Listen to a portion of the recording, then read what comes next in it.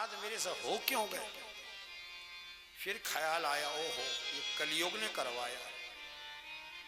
मैं आपसे पुनः एक बार और निवेदन कर देता हूं कि कलयुग के बाउंड्री में रहोगे तो सत्कर्म जल्दी नहीं दुष्कर्म हो जाएगा। सत्कर्म करने के लिए उस बाउंड्री से बाहर निकलना ही पड़ेगा। अब पछता ही रहे थे, इतने में एक उन ऋषि का शिष्य आया समीक। उसने कहा महाराज परीक्षित को बुलाओ, कुछ बात करनी है। परीक्षित आए, क्या बात है? मैं समीक ऋषि के आश्रम से आया हूं, उनका शिष्य हूं। उन्होंने आपको एक चेतावनी दी है। अनजाने में उनके बच्चे ने आपको श्राप दे दिया, बाद में ऋषि ने उनको बहुत डांटा।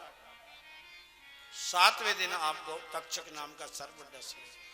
परीक्षित बोले शिष्य से, महाराज मेरे को ऋषि बालक ने श्राप नहीं दी है, वरदान दिया। कैसे?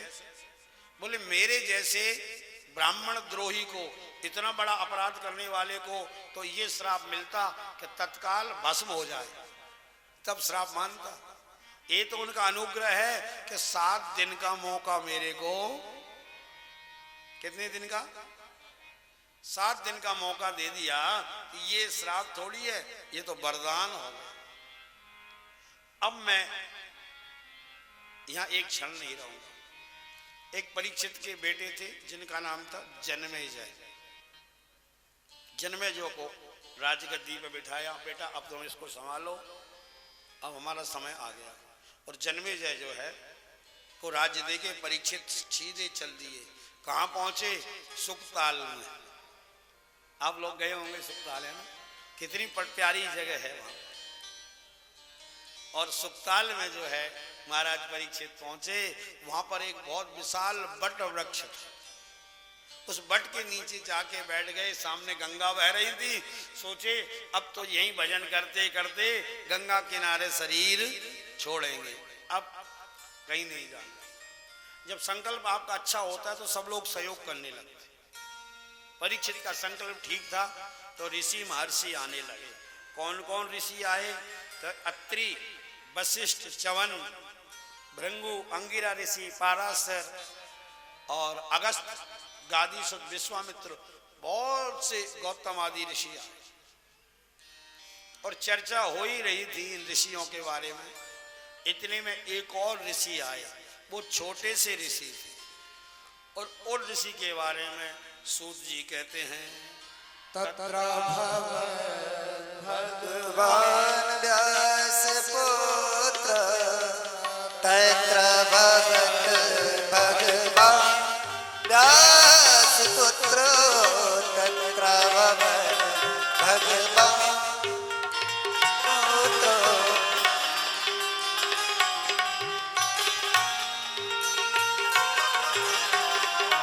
यदरक्षया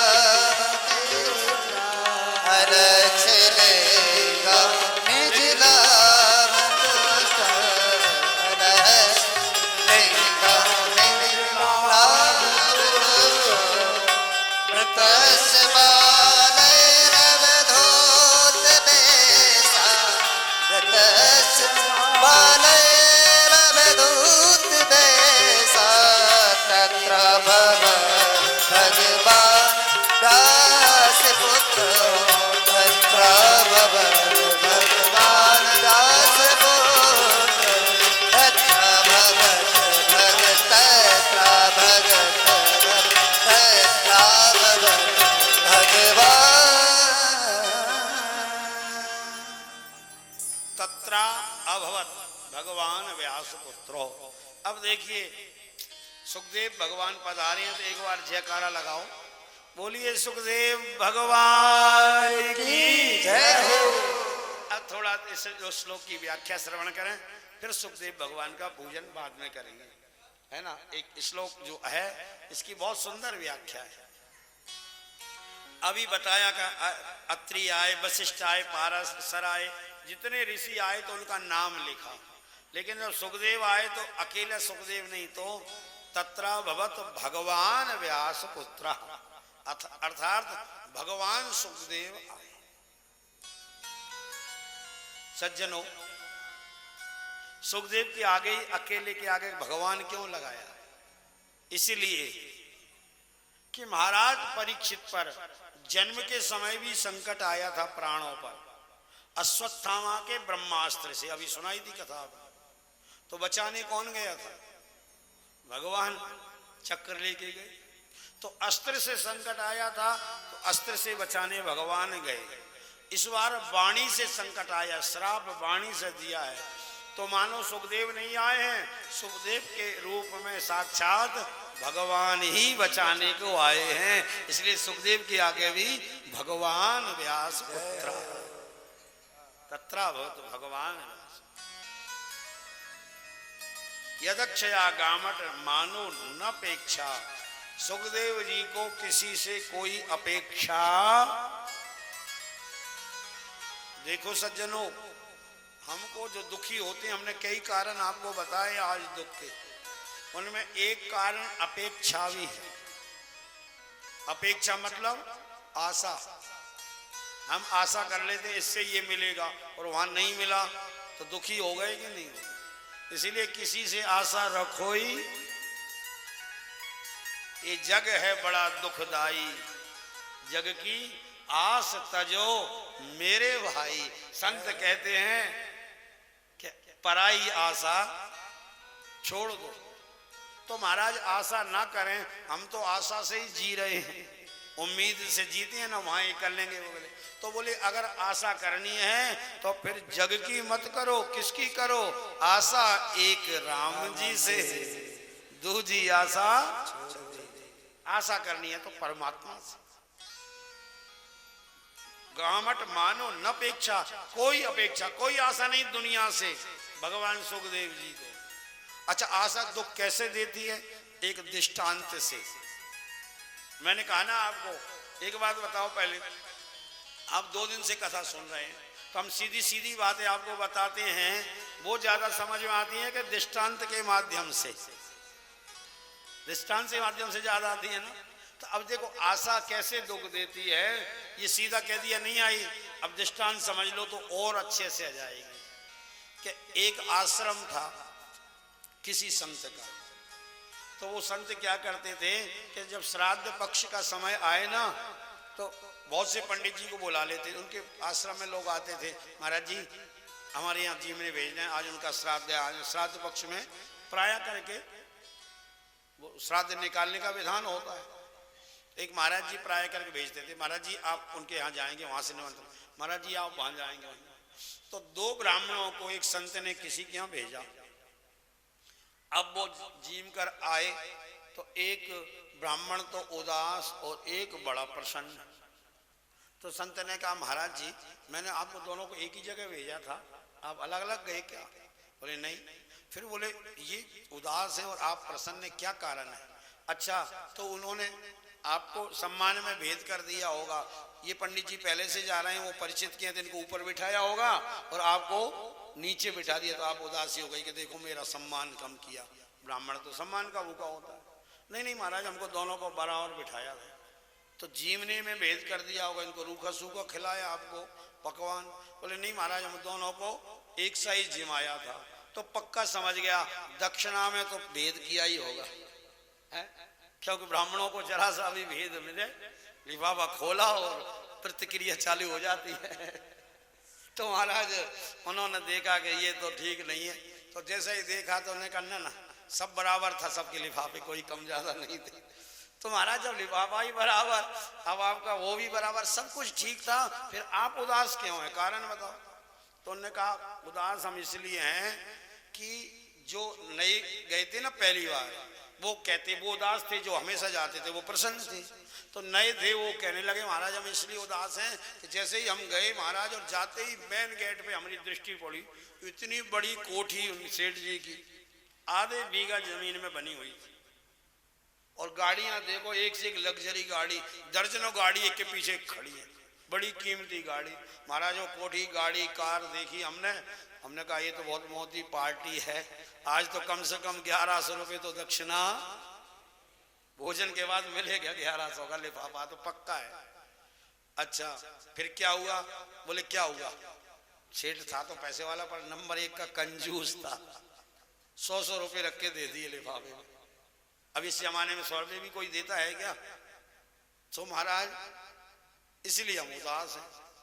तो संत ने कहा अच्छा तुम 100 रुपये पाके उदास हो और ये कह रहे कि दोनों को 100 ही मिले बराबर, तो तुम खुशी क्यों हुई है बताओ? दोनों को उदास होना चाहिए। तो उन्होंने कहा, पंडित जी ने कहा महाराज मैं इसलिए खुशी हूं कि ये तो पहली बार गए थे तो इन्होंने वो उनकी चकाचौंध देख के और अंदाजा लगा लिया ज्यादा पैसे वाले ज्यादा देंगे। मैं बरसों से जा रहा हूँ महाराज, हैं तो पैसे वाले पर नंबर 1 के कंजूस हैं। हर साल 50 रुपये देते थे, इस बार पता नहीं क्या आई बुद्धि में, ये महाराज को देखा इनके वजह से शर्म से क्या हुआ तो डबल कर दी दक्षिणा।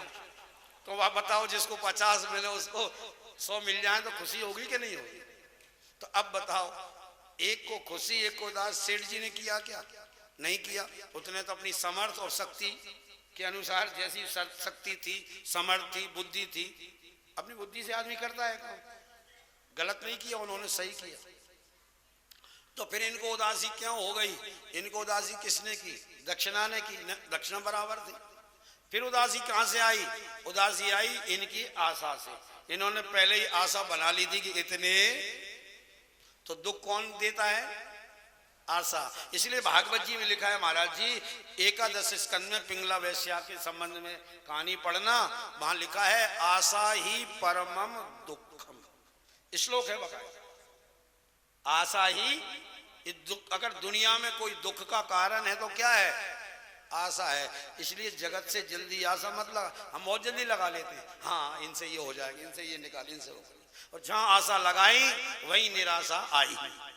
आशा के पीछे ही खड़ी है निराशा। दोनों सगी बहनें हैं, छोटी बड़ी, इसके पीछे ही निराशा रहती है। जहां आशा करोगे वह निराशा पक्का मिलेगा। इसीलिए किसी से कोई आशा नहीं, तो किससे आशा? एक राम जी से, गोविंद से आशा रखो। ये सुखदेव जी कह रहे हैं, कितना सुंदर श्लोक है। यदक्षया गामट मानो न अपेक्षा, किसी से कोई अपेक्षा दे उसका भी भला और ना दे फिर देखो कितना आनंद होता है जीवन में। एक छोटा सा अगली लाइन की व्याख्या और सुन ले, फिर हम लोग सुखदेव पूजन करेंगे। ज्यादा समय तो नहीं हो महाराज, अब मैं तो क्या है कि भावना में बह जाता हूँ, मेरे को समय का ख्याल नहीं रहता है। अच्छा मैं अभी बाउंड्री के अंदर ही है दायरे में। हाँ महाराज जी ने बहुत बढ़िया, आप ही पूछना, माइक चालू है तो। महाराज जी ऐसे कह रहे हैं कि श्रोताओं से पूछ लो भूख तो नहीं लगी है। भूख लगी हो तो छोड़ दें, छुट्टी की घंटी बजेगी अभी आपकी है, आध घंटा और चल लेते हैं। अच्छा घंटा तो चल लेते हैं, पर एक बात बताएं, एक जगह हम गए गीता का प्रवचन करने स्कूल में, जयपुर में। संडे को जो है वो बच्चों को बुला लेते हैं, कई जगह हम गीता की क्लास लगाते हैं। आप भी अपने यहाँ जब हम जयपुर में घर में हो ना, तो आपके घर में ही बुला लेना, क्यों संडे को बच्चे रहते हैं। और बच्चों के लिए रामायण तो समझना मुश्किल है, पर गीता जल्दी समझ जाते हैं। क्योंकि रामायण इसलिए नहीं समझ सकते, रामायण है मर्यादा में, और बच्चे होते हैं चंचल, और गीता हमारे गोविंद की है, वो भी चंचल, तो उनकी जोड़ी मिल जाती है। तो बच्चों के लिए हम संडे को गीता की क्लास चलाते थे। एक बार एक स्कूल में कोचिंग, उन्होंने कहा हम बच्चों को बुला लेंगे महाराज आना, और लक्ष्मणपुरी में ही कोचिंग क्लास चलती थी। तो वहाँ हमने वो गीता का प्रवचन किया। फिर उनसे पूछा बच्चों आपको जो है ना, हमने तो विषयों के बारे में पूछा था, हर विषय का जब पीरियड होता है तो घंटी बजती है, घंटी बजती है। अब इंग्लिश का पीरियड चालू हो गया, फिर हिंदी का आ गया, फिर इसका, ऐसा घंटियां बजती रहती हैं। तो हमने पूछा बच्चों कौन सा सब्जेक्ट आपको अच्छा लगता है, जब घंटी बजती है तो कौन सी घंटी अच्छी लगती है? बोले महाराज जी छुट्टी वाली, जब छुट्टी वाली घंटी लगती है ना वो सबसे अच्छी लगती है। तो हमारे यहाँ ऐसा तो नहीं है कि हमारी जो क्लास लगी है इसमें भी छुट्टी वाले ज्यादा हो। कुछ लोगों ने कह दिया चलने दो, और वो बाद में तुम्हारी खबर ले लेंगे कि इसके वजह से बढ़ाई है। है ना, ये नहीं बोलता तो बोले कथा आगे नहीं बढ़ती। बोलिए वृंदावन बिहारी लाल की अस्तु। तो आगे और सुनो, यहाँ कहते हैं अलक्ष्य लिंगो। हमारे सुखदेव भगवान इतने बीतराग महात्मा हैं। अलक्ष्य लिंगों का तात्पर्य है कि इनमें लिंग भेद नहीं है। हमारे यहाँ है, ये स्त्रियां हैं, ये पुरुष हैं, ये पेड़ हैं, ये पौधे हैं, ये पशु हैं, ये पक्षी हैं। इनकी हम पहचान कैसे करते हैं? लिंग भेद से ही करते हैं। स्त्रीलिंग, ये पुल्लिंग, ये जो है ऐसे विभाग, ये हमने कई वर्गों में हम लोग बटे हुए। पर सुखदेव भगवान कैसे हैं? अलक्ष्य लिंगो। लक्ष्य मन का कोई लिंग भेद में लक्ष्य नहीं है। उनका तो एक ही लक्ष्य का, जिस पे भी दृष्टि डालते हैं ना, उसमें अपने राधा गोविंद की ही मूर्ति देखते, अपने प्रिय और प्रियमतम का ही दर्शन करते हैं। और तुलसीदास जी कहते हैं ये सुखदेव भगवान की दृष्टि अगर जिसने अपना ली, उसका सुखदेव पूजन करना सफल हो जाए, सारी झंझट ही मिट जाएगी। बोले कैसे? निज प्रभु मैं देखई जगत, तो कैसन करई विरोध। जो भगवान में संसार देखेगा वो किसी से विरोध करेगा क्या? बोलो, लड़ाई झगड़ा करेगा क्या? और एक और मार्मिक बात बताऊं, आपकी दृष्टि नहीं गई उधर, पर हम लोग क्या करते हैं, नई बात नहीं बताते, दृष्टि डालते हैं। जब नहीं गई, जैसे कोई मकान बना हुआ है, कोई अच्छी चीज डली है, तो निर्माण नहीं करता, वो तो आपकी दृष्टि इधर देखना, ओ कितने दिन से रह रहे थे, ये कितनी सुंदर पेंटिंग, ये तो हमने देखी नहीं थी। वो पेंटिंग उसने बनाई थोड़ी है, वो चित्रकारी जो जमीन बनाई नहीं है, क्या किया? उसकी दृष्टि डाली है खाली। तो ऐसे ही वक्ता क्या करते हैं, जानते तो सब है, ज्ञान सबको है, पर वो दृष्टि न होने के कारण उधर दृष्टि चली जाती है। अब एक ध्यान से देखना, आप मंदिरों में जाते हो, यहाँ दर्शन करने अभी भी जाओगे, इसलिए अब दृष्टि बदल देना। तो मंदिरों में हम जाते हैं, मूर्ति पे दंडवत करते हैं कि नहीं करते? प्रणाम करते हैं, सिर झुकाते हैं, हाथ जोड़ते हैं कि नहीं जोड़ते? भाव बनाते हैं। कोई लड़ाई झगड़ा करते हैं क्या मूर्ति से? कभी किसी ने जाके मूर्ति से लड़ाई की, गाली गलौज की, धोखा दिया, कुछ की नहीं? वहां जाके हम क्या करते हैं? प्रणाम करते हैं, दंडवत करते हैं, सिर झुकाते हैं। ध्यान से सुनना। अच्छा, जिस मूर्ति की हम सिर झुका रहे हैं, जिस मूर्ति को हम प्रणाम कर रहे हैं, श्रद्धा दिखा रहे हैं, वो मूर्ति किसने बनाई है? बोलो, वो मूर्ति बनाई किसने है? भगवान ने कि इंसान ने? इंसान ही बनाई, इंसान ने। अच्छा, मूर्ति इंसान ने। अच्छा, जिस मंदिर में मूर्ति पधराई गई है, वो मंदिर किसने बनाया है? इंसान ने। इंसान ने। अच्छा, उस मूर्ति में प्राण प्रतिष्ठा किसने की है? इंसान ने। सब कुछ इंसान ने किया है। तो अच्छा, और जो ये मूर्तियां बैठी हैं इतनी, ये सारी, ये किसने बनाई है? भगवान ने। भगवान ने। अब दृष्टि डालना ध्यान से। तो इंसान की बनाई हुई मूर्ति पर तो इंसान दंडवत कर रहा है, और भगवान की बनाई मूर्ति से धोखा दे रहा है, उससे लड़ाई कर रहा है। कैसे कल्याण होगा? अब दृष्टि गई थी क्या कभी इधर? नहीं गई। तो अब ये कोई नई बात नहीं है, ये मूर्ति हमने थोड़ी, भगवान ने बनाई है। तो ये मूर्ति भगवान ने बनाई है, तो इससे झगड़ा करें भगवान की बनाई मूर्ति से, और इंसान की मूर्ति आगे बड़ी बड़ी दंडवत करें, तो कैसे कल्याण होगा? कभी भगवान की मूर्ति के भी तो सिर झुकाया करो, उससे भी तो प्रेम से मिला करो भगवान की मूर्तियों से। इसलिए अलक्ष्य लिंगो। एक एक श्लोक ऐसे हैं महाराज मार्मिक कि बस व्याख्या करने का मन करता है, करते ही जाओ, करते ही। अलक्ष्य लिंगो। और दूसरी बात और सुनो, निज लाभ तुष्टा।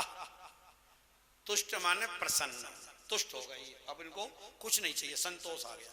तो हम लोग प्रसन्न कब होते हैं? पर लाभ तुष्टा। किसी ने कुछ दे दिया, आनंद आ गया, प्रसन्न हो गए। हम किसी के द्वारा खुश होते हैं, और सुखदेव जी किसी के देने लेने से नहीं, तो अपने आप में ही मग्न रहते हैं। कछु लेना न देना, लेकिन मगन रहना। निज लाभ तुष्टा। और ये निज लाभ कब मिलता है? देखो सुखदेव जी भगवान देख रहे हैं कि ज्यादा मत बखान करो, हाँ नहीं ऐसा न उठ के भाग जाए।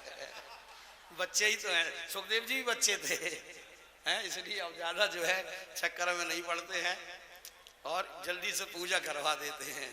तो निज लाभ तुष्टा, अपने आप में मस्त रहते हैं। एक संत कहते थे, निजानंद मस्ती में मैं झूमता हूँ, जिनको निज लाभ मिल जाता है ना, वो फिर लड़ाई झगड़ा नहीं करते, वो तो झूमते हैं, मस्ती आनंद लेते हैं। सुनो ध्यान से, निजानंद मस्ती में मैं झूमता हूँ, कहाँ कौन कैसा न मैं पूछता हूँ। खिले हैं जमाने में गुल रंग बिरंगे और मिसाले भंवर होके मैं गूंजता हूँ। न जीने की इच्छा न मरने की चिंता, कजा से निडर होके मैं घूमता हूँ। पाया है गुरुदेव से ज्ञान ये निराला, रास्ता मिला है पक्का मैं दौड़ता चला हूँ।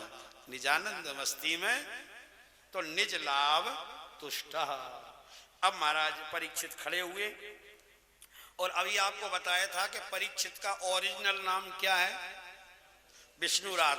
अब श्लोक सुनो, ऐसे थोड़ी हवा में कह दिया आपसे, प्रमाणिकता। यहाँ सुखदेव जी भगवान जब पधारे तो सूत जी कहते हैं किसने स्वागत किया उनका, परीक्षित ने नहीं तो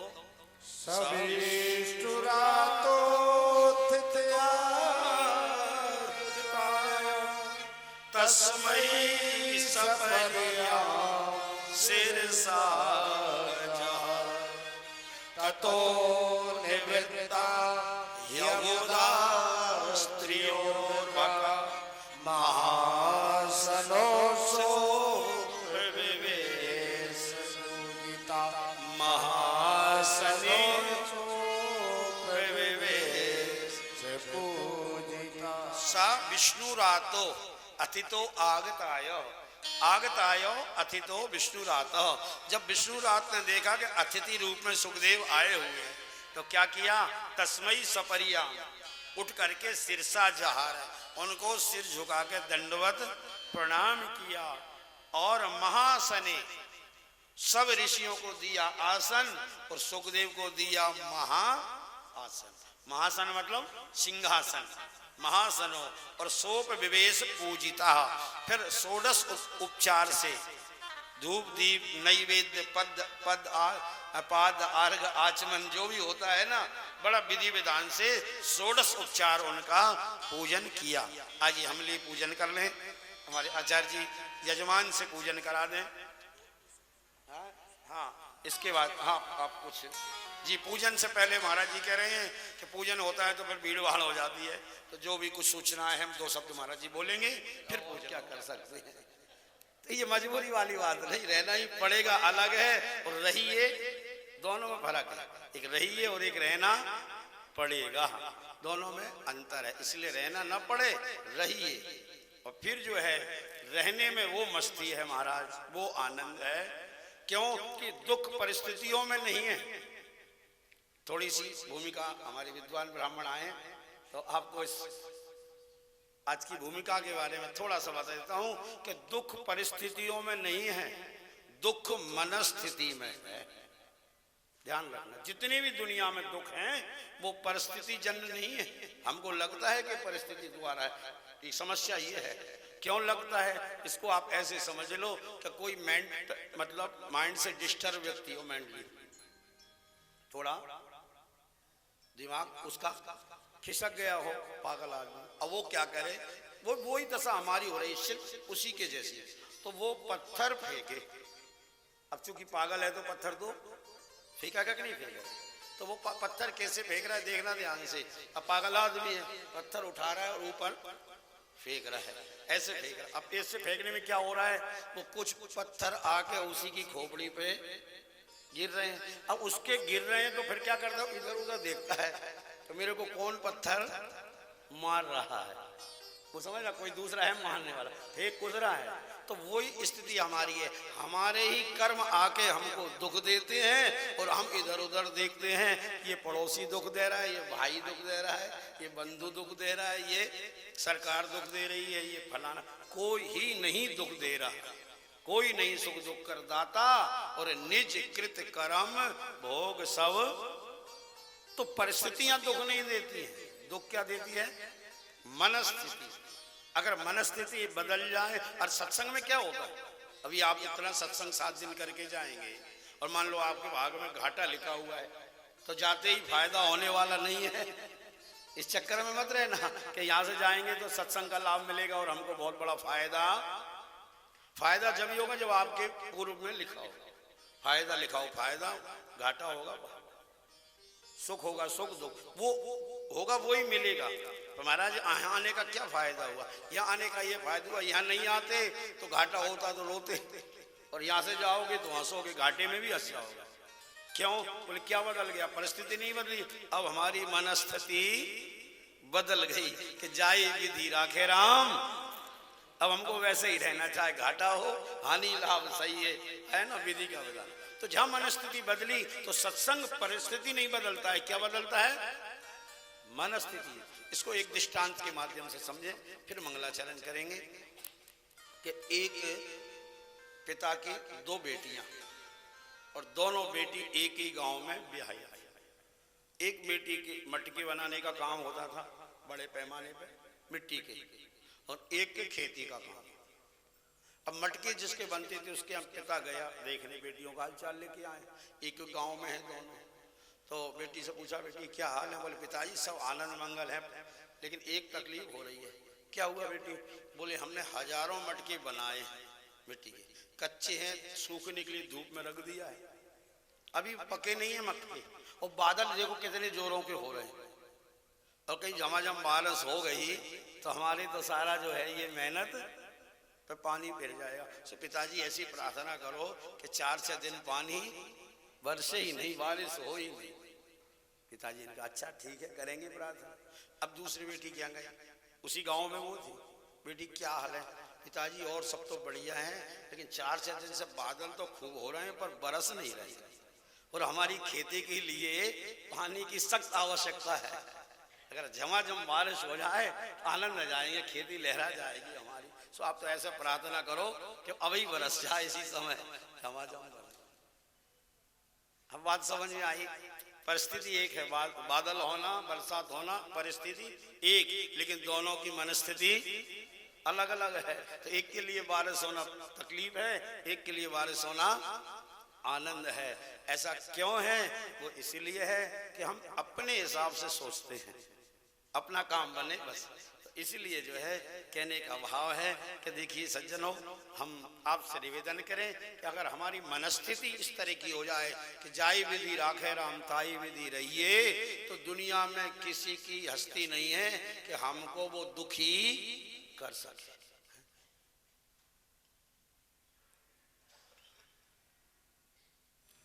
तो इस प्रकार से जब मैंने आपसे निवेदन किया, अब हम लोग मंगलाचरण में प्रवेश करें। उससे पूर्व हमारे जैसे कि मैंने कहा था जयपुर से विद्वान महाराज जी पधारे हुए हैं, और हमारे आदरणीय जो है पहला जी उनका जो है सम्मान करेंगे। तो विद्वानों का सम्मान हो जाए, उसके बाद मंगलाचरण और कथा प्रारंभ। बोले श्री गोविंद देव भगवान की। आप हमारे बीच में दो महान विभूतियां विद्वान पधारे, जयपुर से आए दोनों। इधर दर्शनों के लिए निकले थे दोनों पंडित, तो इन्होंने मेरे से संपर्क किया कि कहाँ हमको विट्ठलनाथ, बोले हम विट्ठलनाथ के दर्शन करेंगे। पधारिए। दोनों महान मूर्तियों का अपन को आशीर्वाद मिला। कथा में जयपुर से किसी का आना, महापुरुषों का कितना बड़ा हमारा सौभाग्य है। आप जो जयपुर के रहने वाले उनको पता है, भवानी निकेतन में मृदुल कृष्ण जी शास्त्री की, प्रपन्नाचार्य जी की अष्टोत्तर भागवत वगैरह होती है, अगर आप जानते हो। उन अष्टोत्तर भागवत में जो मूल पाठ करते हैं ना माइक पे, जो ब्राह्मण भागवत के, आप दोनों ही महामूर्तियां वहां से जो मूल पाठ करते हैं ना, उनमें से आप श्रीमान राम अवतार जी शास्त्री, राम अवतार जी के नाम से इनको कम जानते हैं, इनको तुलसीदास जी के नाम से सब जानते हैं। आप मीनावाड़ा में रहते हैं, पांचावाड़ा, आप वहां विराजमान। आप श्रीमान राजेंद्र जी चतुर्वेदी, आप प्रताप नगर में इस समय रह रहे हैं, वहां से पधारे। तो अतिथि का सत्कार करना आप हमारे परंपरा है, तो यहाँ से अतिथि आए, मैं महाराज श्री से निवेदन करूंगा दोनों को माल्यार्पण करके आप उनको आशीर्वाद प्रदान करें। और प्रधान यजमान से निवेदन करूंगा आप खड़े होकर के और यजमानों के तिलक करें। विद्वान खड़े हो जाइए, दोनों मूर्तियां खड़ी हैं। जय श्री राधे, जय श्री कृष्ण। श्री गोविंद देव भगवान की जय, श्री पुंडरीकनाथ भगवान की जय। श्रीमद् भागवत जी में श्लोक कई बार आया है, जैसे कि महाराज श्री ने कहा, तुल्याम लवे नापी न स्वर्गम न पुनर्भवम भगवत संगी संगस्य मर्त्यानाम किमुताशिषः। इन्हीं शब्दों को श्री तुलसीदास जी महाराज ने अपने शब्दों में तोला है कि तात स्वर्ग अपवर्ग सुख धैर्य तुला एक अंग तूल न ताही सकल मिली जो सुख लव सत्संग। धन्य है आप, धन्य है हम सभी जिनका श्री पुंडरीकनाथ के श्री चरणों में सौभाग्य प्राप्त हुआ श्री महाराज की आशीर्वाद का। जय श्री राधे, जय श्री कृष्ण। बोलिए श्री पंडरीनाथ भगवान की जय हो। समय तो विलंब हो रहा है क्योंकि आगे श्री महालक्ष्मी जी के दर्शन करने हैं, इसलिए ट्रेन पकड़नी है। लेकिन व्यास जी महाराज की विशेष प्रार्थना है उनके चरणों में कि 2 मिनट का समय लेते हुए और ये जो 2 शब्द हैं श्री व्यास जी के चरणों में और श्री पंडरीनाथ भगवान के चरणों में मैं समर्पण करता हूं। आप सभी जयपुर से पधारे हैं और जयपुर से आने में जो आपको प्रहलाद जी रूपी नैया, कहीं से किसी नदी को पार करते हैं ना तो नाव की आवश्यकता, कहीं विदेश जाते हैं तो प्लेन की आवश्यकता, जयपुर से आ सकते हैं तो ट्रेन की आवश्यकता, तो जयपुर से यहाँ आए हैं तो ऐसी ट्रेन आपको प्रहलाद जी मिली है जो आप सुरक्षित यहाँ तक आए हैं। जयपुर से यहाँ आए हैं तो प्रहलाद जी रूपी ट्रेन आपको मिली है तो सुरक्षित आकर के पहुंचे हैं। पहुंच तो गए, फिर क्या करें भैया जी, पहुंचने के बाद क्या होना चाहिए, आगे तो कुछ होना चाहिए ना। तो प्रहलाद जी रूपी ट्रेन ने तो यहाँ तक पहुंचा दिया और यहाँ आकर के व्यास जी रूपी नाव से इतना धन बटोर के ले जाएं जो कि मतलब आज प्रत्यक्ष पंडरीनाथ भगवान ने आज एक माता पिता की सेवा पर उनको आना हुआ, वैसे ही आप व्यास जी रूपी जो आप धन लेकर के जाएं इनके शब्दों का, सभी अपने अपने माता पिता की चरणों में यहां से जाकर के लग जाएं तो आपका पंढरपुर आना सार्थक होगा, नहीं तो आपका आना सार्थक नहीं है।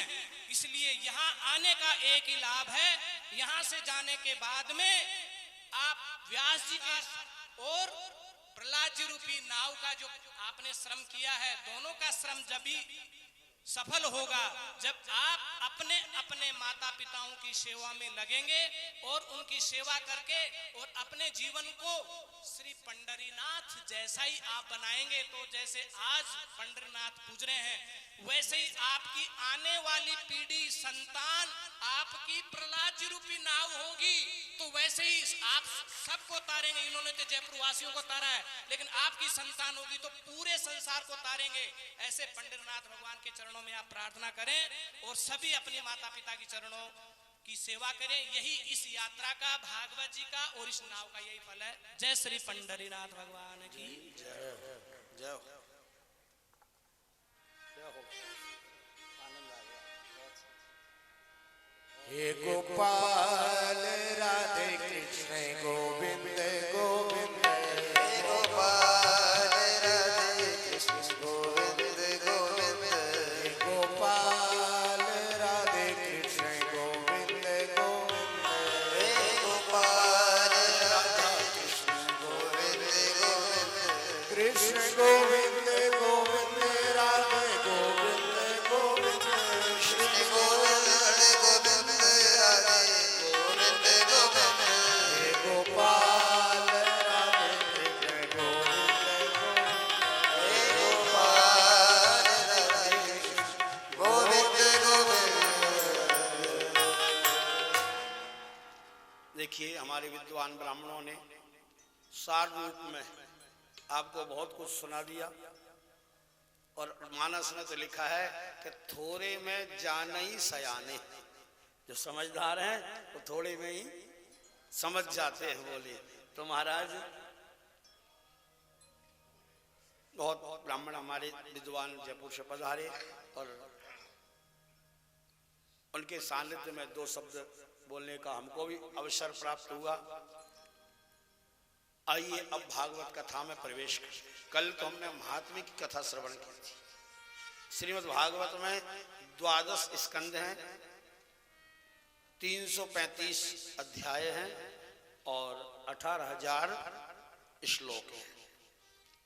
प्रथम स्कंद के प्रथम अध्याय का प्रथम श्लोक मंगलाचरण के रूप में आया है। आइए हम लोग प्रेम से मंगलाचरण करें, फिर कथा में प्रवेश करें। जन्माद्यस्य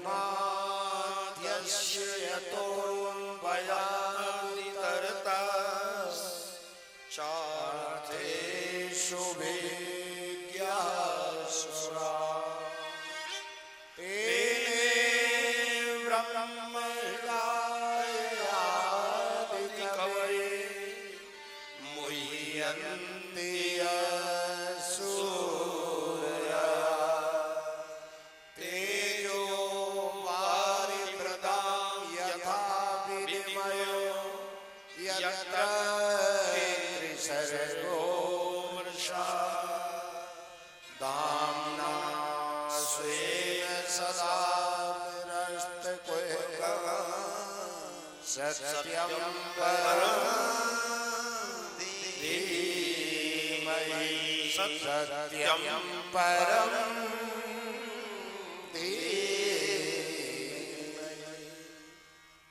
सत्यम परम धीमहि।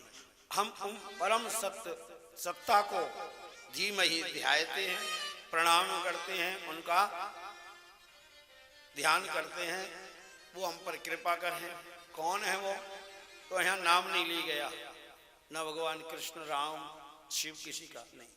सत्यम परम धीमहि, सत्य स्वरूप परमात्मा का हम ध्यान करें। तो वो सत्य क्या है? सत्य के बारे में जाने तो सत्य वो है जो कभी बदलता, जो किंचित मात्र भी कोई जिसमें परिवर्तन ना हो, वो है सत्य। और जो बदलता है वो है असत्य। तो अब देखो, हमने शरीर को ही सत्य मान रखा है, तो ये शरीर सत्य है क्या? नहीं है। क्यों? ये शरीर इतना बदल गया, इतना बदल गया कि आपकी कोई बचपन की फोटो दिखाए, महीने 2 महीने के जब आप थे ना, उस समय फोटो ले ली हो, और अब आपको दिखाए और पूछे भैया ये कौन है, चलो बताना, तो आप पहचान पाएंगे क्या?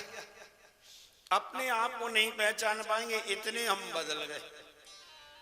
जब हम छोटे से थे, बचपन में 2 दिन 4 दिन का हमारा जो शरीर था, 8 दिन का, 15 दिन का, उस समय फोटो ले ली हो और आज की तारीख में दिखाए तो पहचान पाएंगे नहीं। क्यों? कि इतना बदल गया। तो बदल गया इसका मतलब ये क्या है? असत्य है।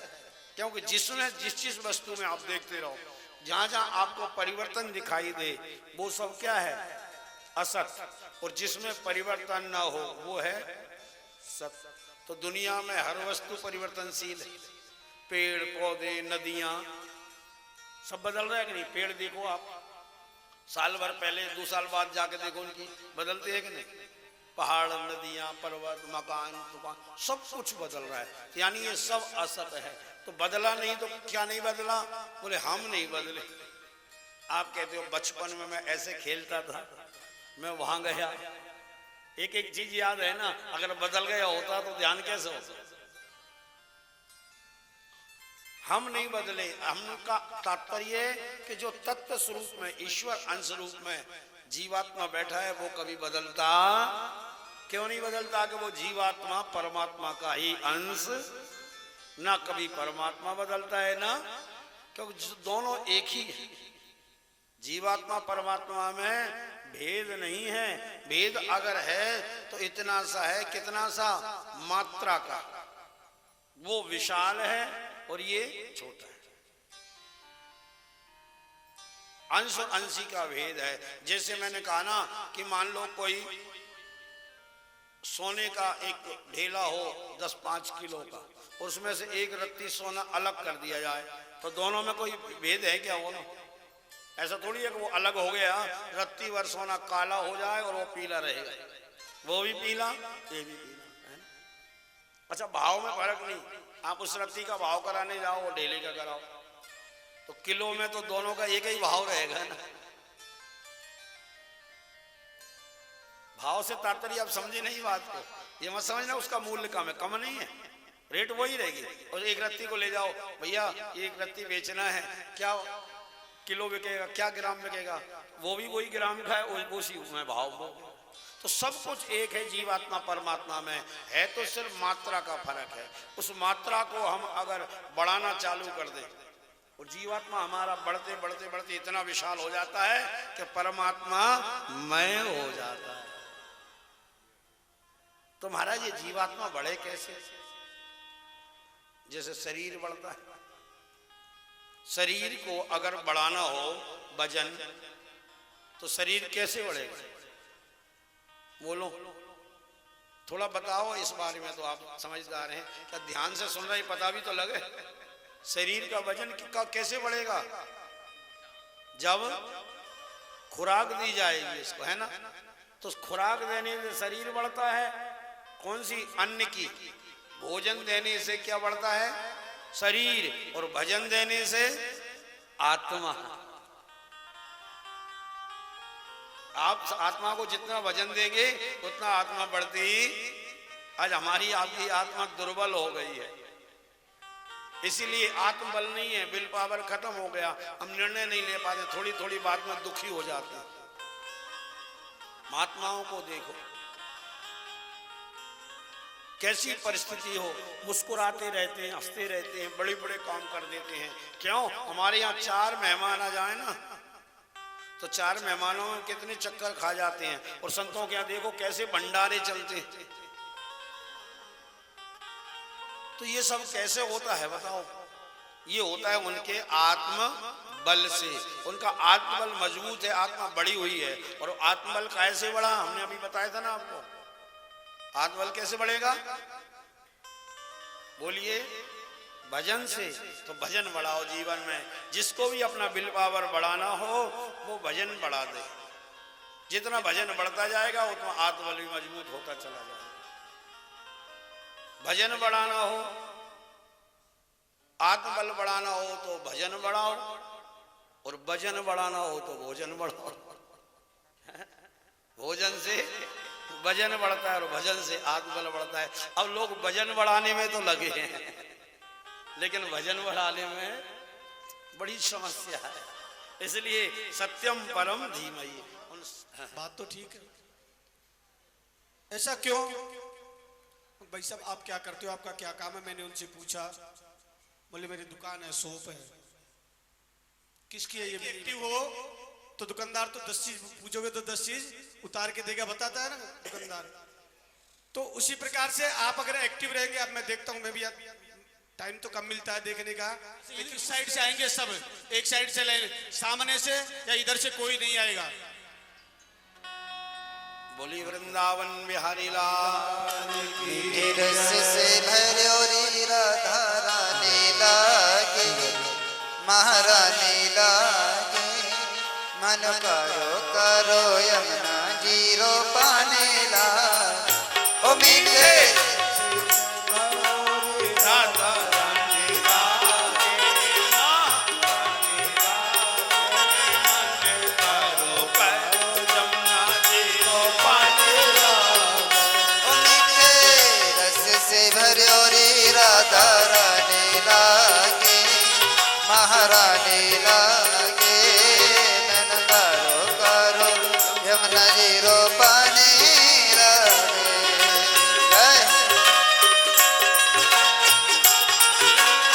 राधे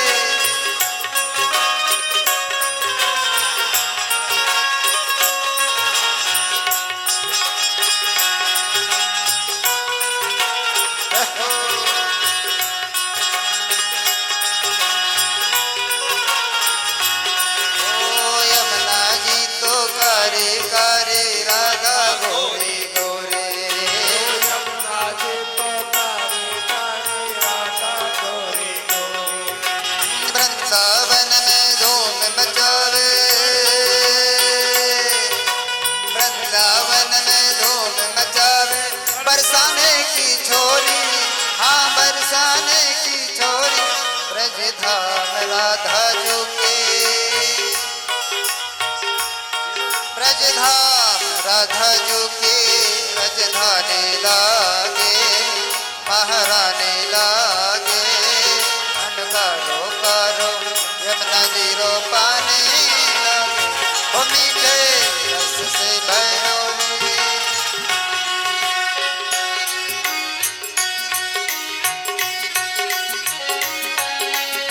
हरि बोल।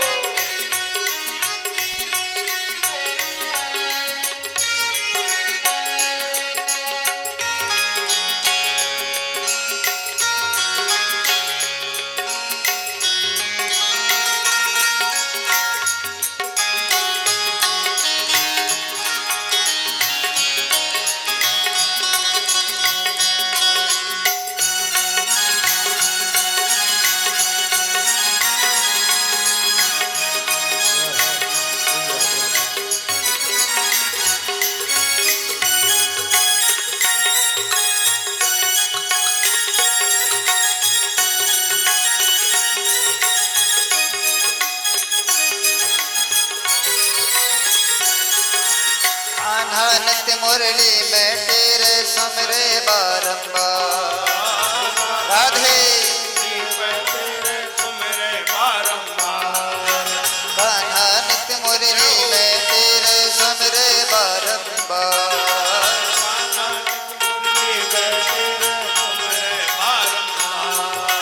कोटि रूप धरे मनमोहर कोटि रूप धरे मनमोहर तऊ न पावे पार कोटि रूप धरे मनमोहर रूप रंग की छबीले रूप रंग की छबीले पटराने लागे पटराने लागे करो करो यमुना जी रो पाने लागे मीठे रस से भरियो रे राधा राने लागे महाराने लागे मन करो करो यमुना जी रो पाने लागे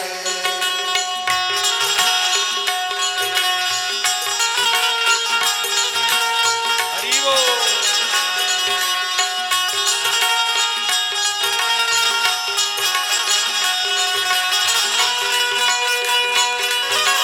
राधे जय इनको बढ़ाओ इसका इनको बढ़ाओ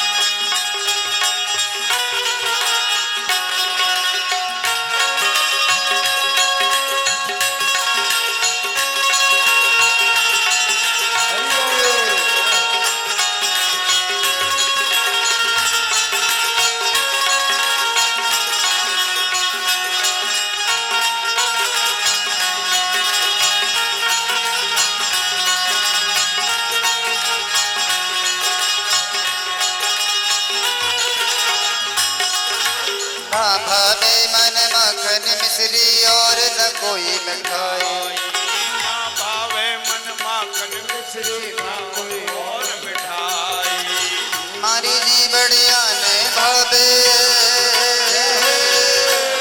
मारी जी बढ़िया ने भावे राधा नाम मलाई रस भान की लली तो रस भान की लली तो गुड़गाने लागे महाराने लागे मन करो करो यमुना जी रो पार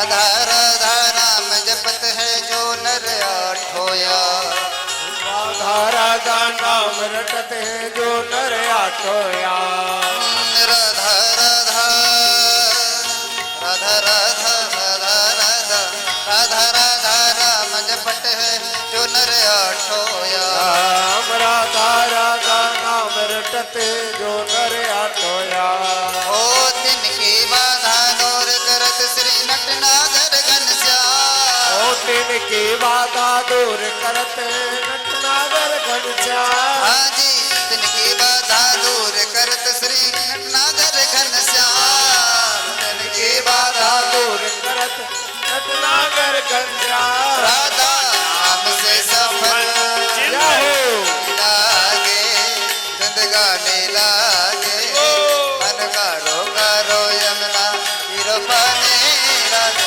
मीठे रस भयोरी राधा रानी लागे महारानी लागे कारो कारो यमुना जीरो पानी लागे मन कारो कारो यमुना जीरो पानी लागे मन कारो कारो यमुना जीरो पानी मन कारो कारो जमुना जी रो पानी लागे यारे नजर तो लग जाएगी हरि बोल। जय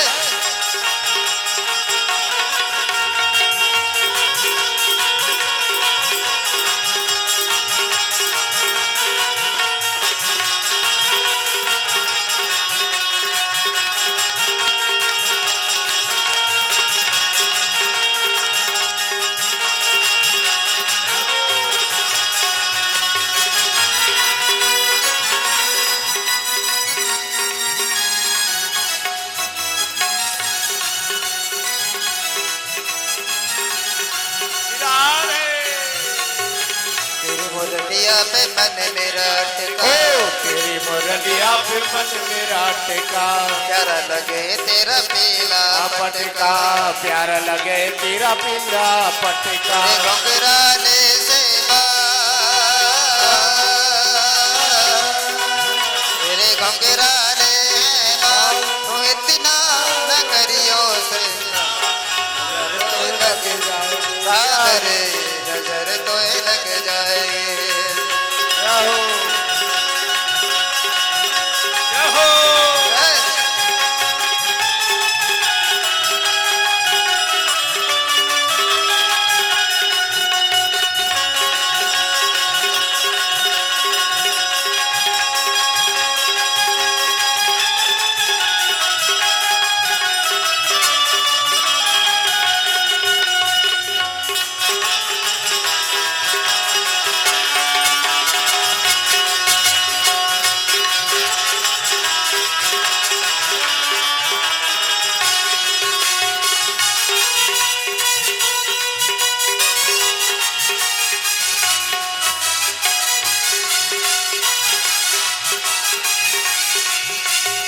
तेरी लकुटिया पे मन मेरा टिका तेरी मुरलिया पे मन मेरा टिका प्यारा लगे तेरा नीला पटिका प्यारा लगे तेरा पीला पीला पटका ओ दु यशोदा जी के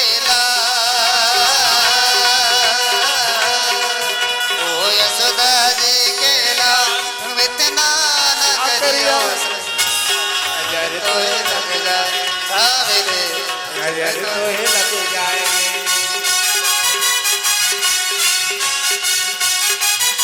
जय हो।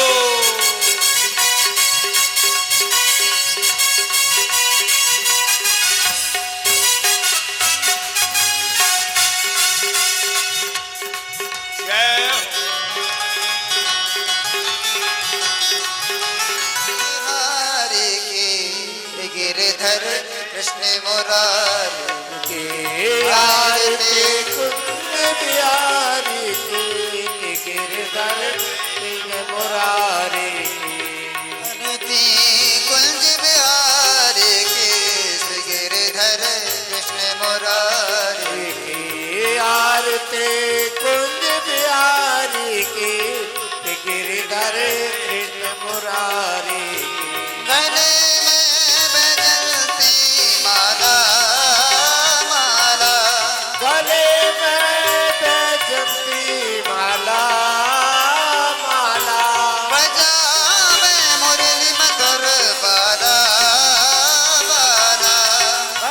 बजावे मुरली मधुर बाला बाला।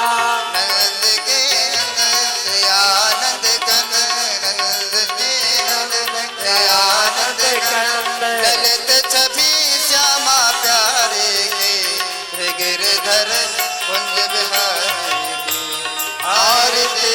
कुंज बिहारी के गिरधर कृष्ण मुरारी की।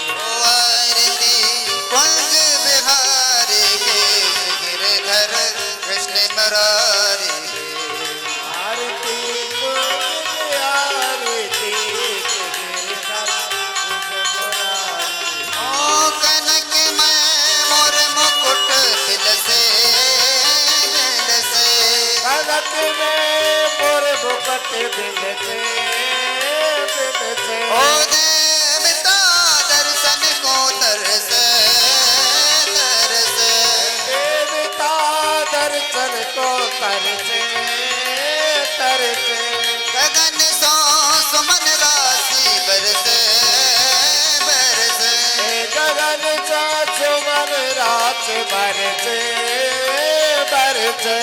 बजे मोर जंग मधुर मृदंग, ग्वाल ने संग अतुल रति गोप कुमारी की श्री गिरधर कृष्ण मुरारी की आरती। कुंज बिहारी के गिरधर कृष्ण मुरारी की। जहाँ ते प्रकट भई गंगा गंगा, जहाँ ते प्रगट भई गंगा गंगा। कलश कली हारनी श्री गंगा गंगा, कलश कले हारणी गंगा गंगा। ओ स्मरण ते होत मोहे भंगा भंगा, स्मरण पे होत मोए भंगा भंगा। बसीस विशेष जटा के हर अग की चरण छवि श्री बनवारी के श्री गिरधर कृष्ण मुरारी की आरती। कुंज बिहारी की गिरधर कृष्ण मुरारी की। चमकती उज्जवल तट रेनो रेनो, ओ चमकती उज्जवल तट रेनो रेनो। बजरगी वृंदावन बहनो बहनो, ओ बाज रही वृंदावन बेनो बेनो। चहूँ दिस गोपी ग्वाल धेनो धेनो, ओ चाहो निच गोप ग्वाल देनो देनो। असत मृद मंद चांदनी चंद, कटक भव फंद तेर सुन दिन भिखारी के श्री गिरधर कृष्ण मुरारी की आरती। कुंज बिहारी की गिरधर कृष्ण मुरारी की। ओ आरती माँ के बिहार के श्री गिरधर कृष्ण मुरारी, श्री गिरधर कृष्ण मुरारी। हरि ओम आंजनेयाय विद्महे वायुपुत्राय धीमहि तन्नो हनुमत् प्रचोदयात्। नाना सुगंधि पुष्पाणि यथा कालोद्भवानि च पुष्पाञ्जलिर्मया दत्तं गृहाण परमेश्वर। ओम भूर्भुवः स्वः भगवती श्री रुक्मणी विठ्ठलाय नमः। मंत्र पुष्पांजलि समर्पयामि। श्रीमद्भागवत महापुराणाय नमः। मंत्र पुष्पांजलि समर्पयामि। बोले भागवत भगवान की, बोले रुक्मणी वल्लभ भगवान की, बोले विठ्ठल रुक्मणी भगवान की, श्राद्धा कृष्ण भगवान की, श्री सीता रामचंद्र भगवान की, श्री लक्ष्मी नारायण भगवान की, श्री गौरी शंकर भगवान की, अनंत बलवंत श्री हनुमंत लाल की। धर्म की अधर्म का, प्राणियों में विश्व का सनातन धर्म की, बस्ती नगर की, भक्तों भगवान की, अपने अपने माता पिता की, अपने अपने गुरु गोविंद भगवान की, आज के आनंद की। जय जय